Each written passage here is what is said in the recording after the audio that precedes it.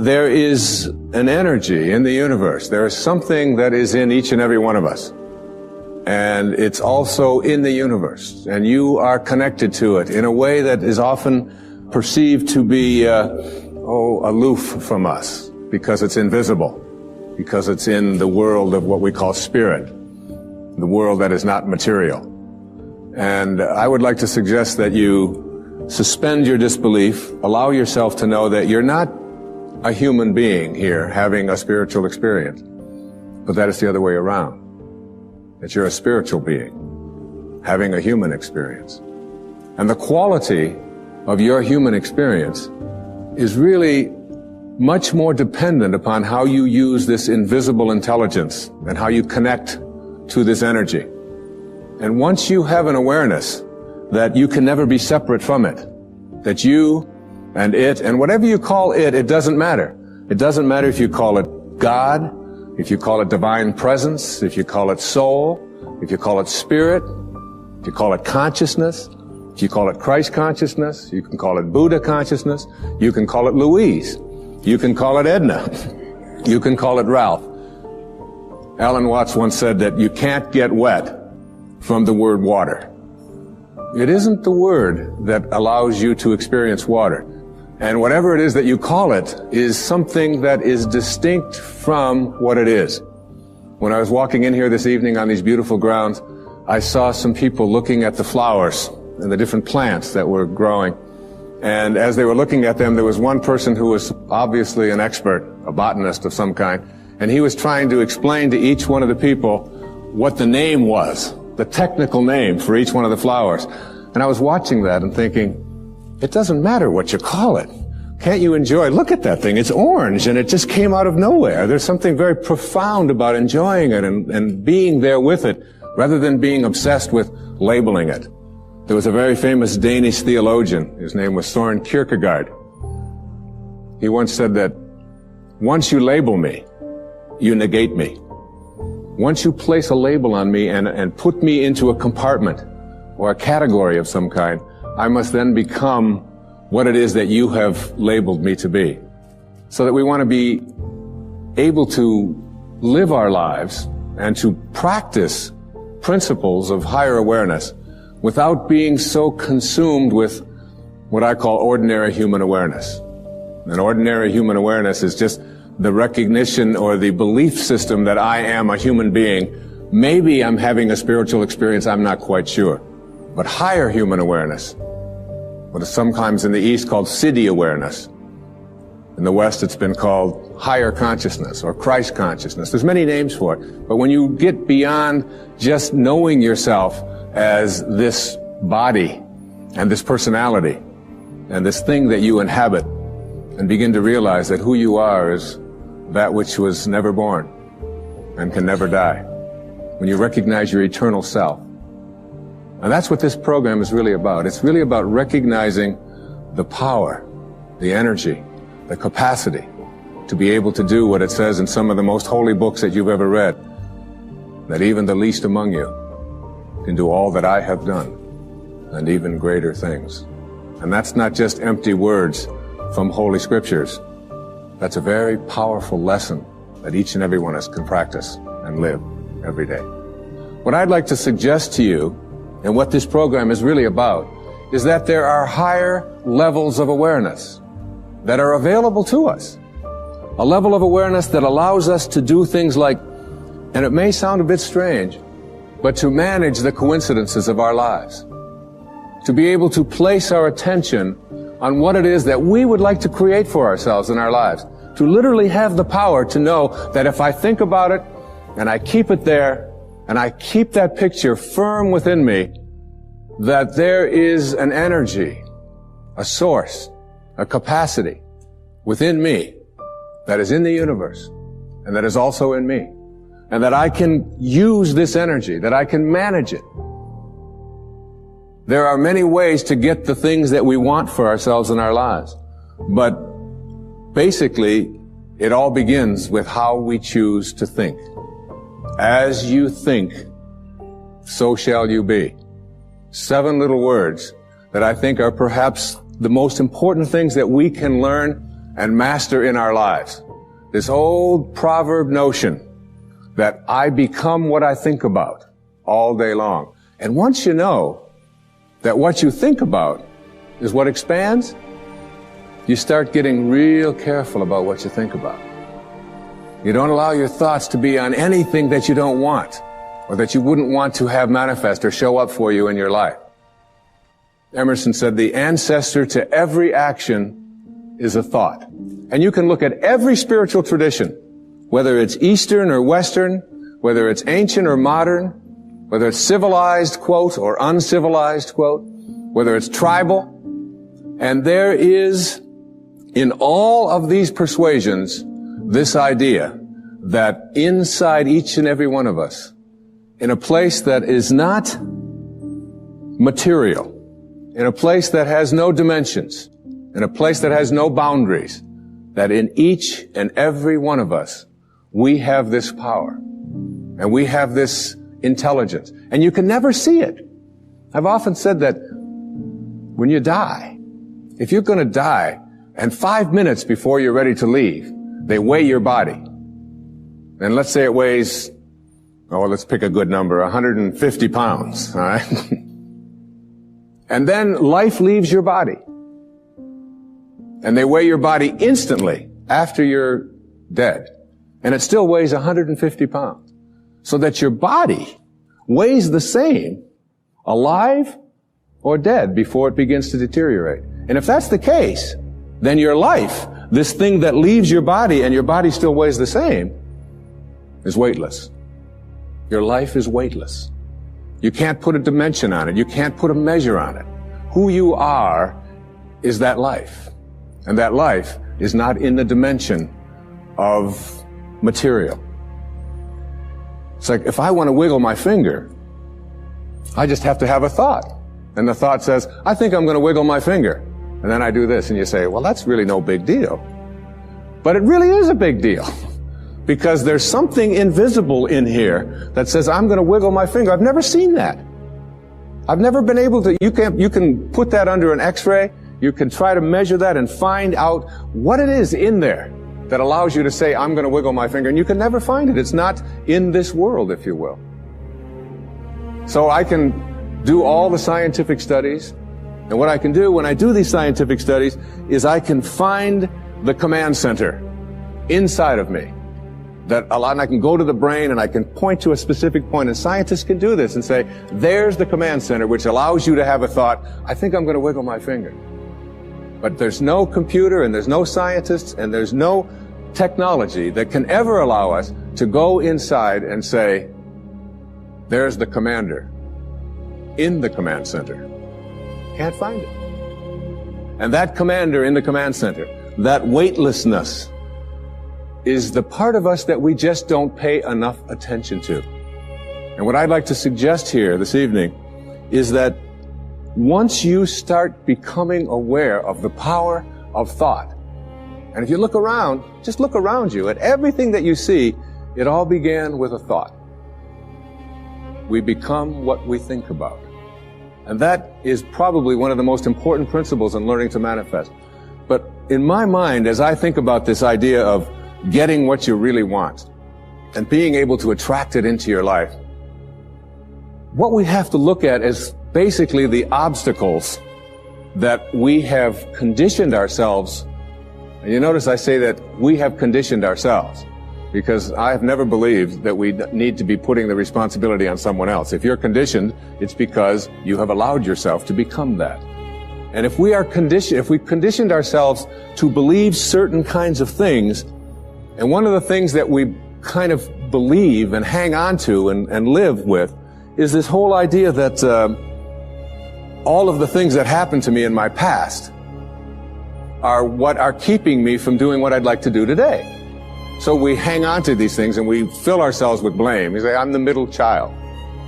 I'm the youngest child. I'm the oldest child. I'm an only child. Any one of those is a great excuse. You know, if you're the youngest child, you can say, well, you know, how could I be making decisions for myself and be a fully functioning person today when I always had somebody else telling me what to do my whole life? How could I think for myself?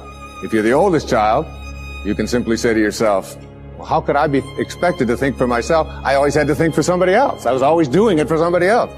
And that leaves the middle child. You know, the classic identity crisis. Oh, poor me. My mother didn't even know my name. She was always calling me by this one's name or that one's name. So I don't know where I fit in. So that takes care of everybody except the only child. And of course, the only child, your parents looked at you and said, we won't be doing that again. Huh? You have to live with that, I don't. Huh? So everybody, with their birth order, or with their mother liked their sister better, or that we had enough, or we didn't have enough, or we had too much, or we lived in the north, we lived in the south, I'm too tall, I'm too short, I've got too much hair, I don't have enough hair, it's falling out, it's not falling out, whatever it is, we all have these excuses. And I call all of these things that we hang on to and use to keep ourselves from reaching these higher places in our lives, the wake. I call it the wake.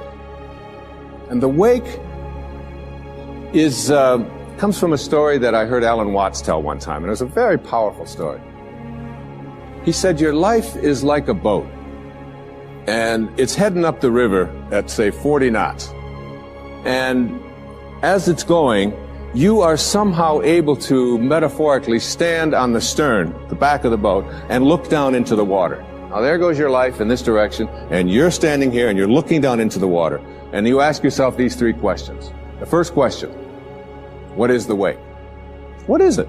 What is this thing that you see? And the answer, the wake is the trail that is left behind. That's what it is. Nothing more, nothing less. It's the trail that is left behind. Second question to ask yourself in this little metaphor, what's driving the boat? What's making this thing go in this direction?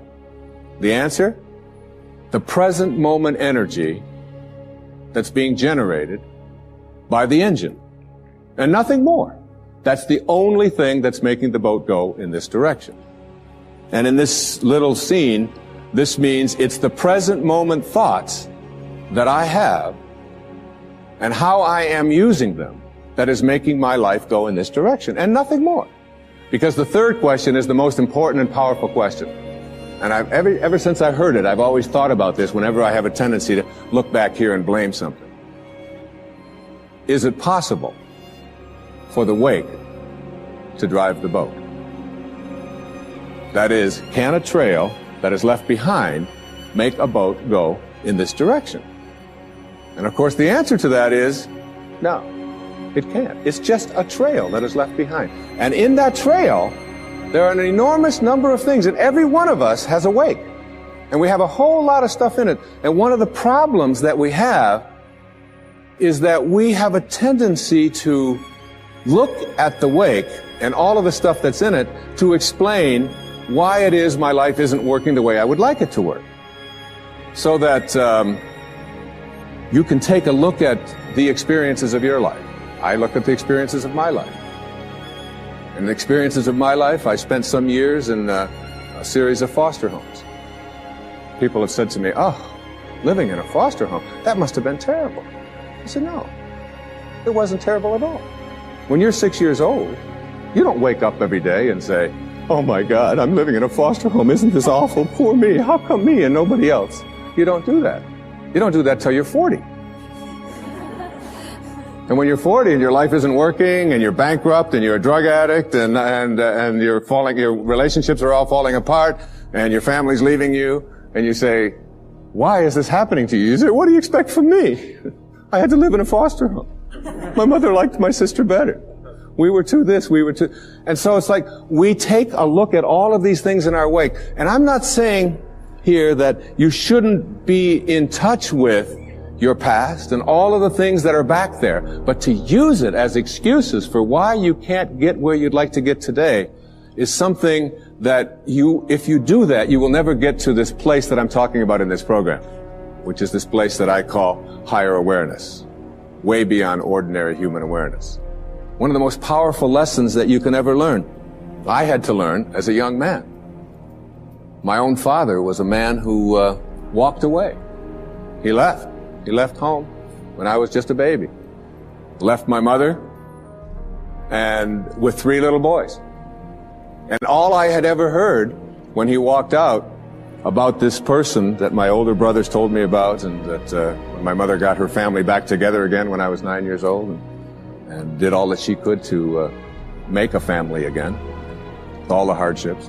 This is a man who never made a phone call, who never sent a penny, who spent some time in prison, who was an alcoholic, who died of cirrhosis of the liver at the age of 49 and was buried in a pauper's grave in Biloxi, Mississippi. And it wasn't until I went to his grave and was able to stand there, and I used to dream about this man and have this enormous hatred for this person whom I had never seen, just based upon what he had done to my own mother and to my brothers and so on, and all of the stories that I had heard and all the research that I had done.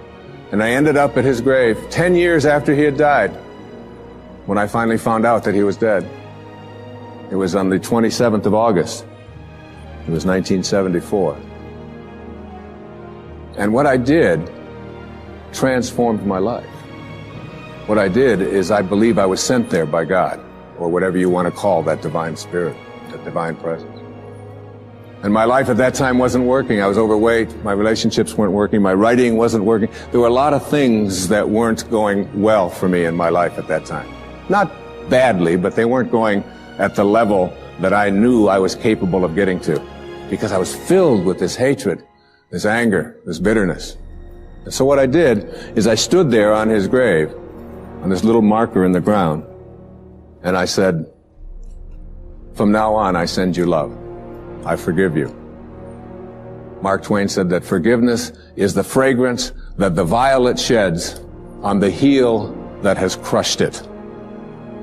And once I let go of that anger and that hatred and all of my attachment to the bonding that I had done with these wounds, and let go of that and cleared that out of my life, my writing began to take place at a much higher level. In fact, I wrote Erroneous Zones in a very, very short time after that. I began to get myself back in shape. I began to eat better. I began exercising, got my weight down. And the people that were supposed to come into my life, like my beautiful wife who sits here with me this evening, all of it was allowed to flow when I released that energy of negativity and blame and hatred. They say that you never die from a snake bite. It isn't the bite. And you can't be unbitten. It's in the wake. What kills you is the venom that continues to pour through you long after the bite has taken place. And that's something we have control over, and we can change. And I'd like to suggest that what happens is that many of us bond ourselves to these wounds of our past. If I were to cut my hand, just cut it and watch it, my nature says, close up the wound. And I just have to watch it. And there's no doctor out there, there's no medicine out there that's going to heal that wound. There's a healing stream that I am connected to that will allow that wound to heal. So my nature says, close up the wounds. Don't bond to them, don't hang on to them, close them up. But supposing I say to myself, oh no you don't. There's no way I'm going to let you close up. You see, if I can keep you open, and I can go to you and say, look at this. You say, what happened? Well, look at this cut I've got. Oh, you poor thing. Look at that. It seems to be getting worse. It's getting infected. Isn't that terrible? And if you practice this kind of a mentality, when your nature says close up the wound, but you keep it open, before long you lose your hand. And after that, you'll lose your arm. And the whole organism will be destroyed if you don't let your nature take over. And your nature also says, close up the wounds of your past. Close them up. And oftentimes we ignore our nature. I had a great teacher that came into my life through his writing. His name was Nisargadatta Maharaj. Lived in India up until the mid-1980s.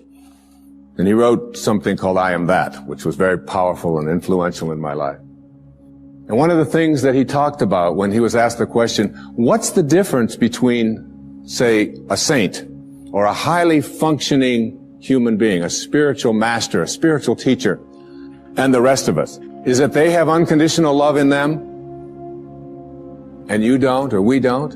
And he said, no. He said, saints have unconditional love in them, and so do you.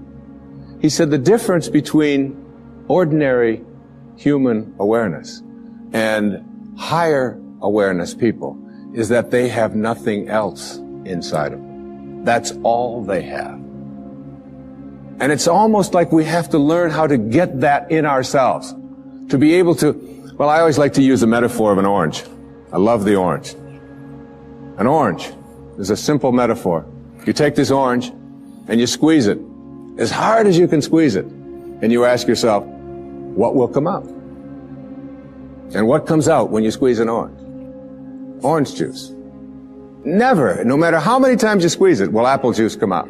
There's no mistakes. You'll never get grapefruit juice out of this thing, ever. The only thing you'll ever get out of it is orange juice. And the next question is why? Why when you squeeze an orange, as hard as you can squeeze it, does orange juice come out? And I asked that question up in Toronto one time, and this little girl sitting right in the front row, she said, that's dumb. She said, that's what's inside. It has to come out. I said, well, that's the answer. You are really smart. And she smiled, and she thought that was great. But that's the truth. The reason that orange juice comes out when you squeeze it is because that's what's inside. Now you extend the metaphor, and someone squeezes you. That is, someone says something about you that you don't like. Someone behaves towards you in a way that you find offensive. Somebody does something or says something to you that you feel hurt by. And out of you comes anger, hatred, bitterness, tension, fear, anxiety, stress. And immediately you say, the reason that comes out of me is because of how he said it, or the way that she said that, or because they did that. But the truth is, the reality is, that what comes out is what's inside. And if you don't like what's inside, you can change it. Now, if you ask me, how does orange juice get inside of an orange? I would say, I don't know. I can't figure it out. That's a mystery to me. I just enjoy the oranges of my life and give God the credit for that.